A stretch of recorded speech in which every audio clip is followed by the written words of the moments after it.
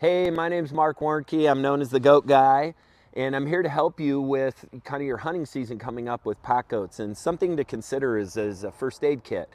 Now, I got really elaborate early, never used any of it, and then I got more simple, so I wasn't packing so much complication. So these are the four things I always make sure I have with me, kind of on a first aid level for a goat when I'm in the backcountry.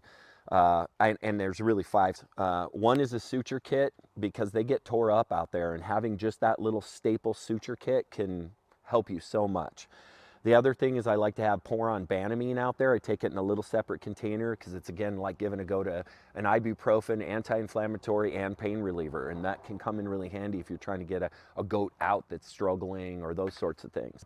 The other thing I like to take in with me is vitamin B. And vitamin B helps them with stress. So I always just have a little tube of vitamin B paste that I take with me, and it does help out the adults kind of before loading and that sort of thing. I like to have it around because, again, it can just be helpful, especially if we get symptoms of goat polio or something weird like that going on. I like to be able to give vitamin B. I like to make sure that I have along with me in the backcountry is activated charcoal.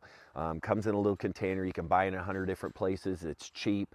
And if you ever have an accidental poisoning, so a goat gets into something that's poisoning them, they're throwing up, you have activated charcoal to help to relieve that and to be able to detoxify that environment right out of the gate in the backcountry. I have always carried with me as a part of my first aid kit. I got a first aid kit that included a splint. I wanted to be able to have a way to splint my goat's leg if they ever broke a leg, which I think is a realistic possibility in the backcountry. And to be able to splint their leg well enough in the backcountry where I can give him something to kind of gimp on, where he's not putting pressure on that actual leg itself if it's a lower break. If it's an upper break, then we're going to be packing no matter what. I always think a splint is something that's going to help me to potentially get a goat out, but I've never done it yet. So I hope you find that helpful. Some things to think about to keep you and the goats safe when you're in the backcountry. Be prepared, and good luck this season. Marc Warnke, the Goat Guy, signing out.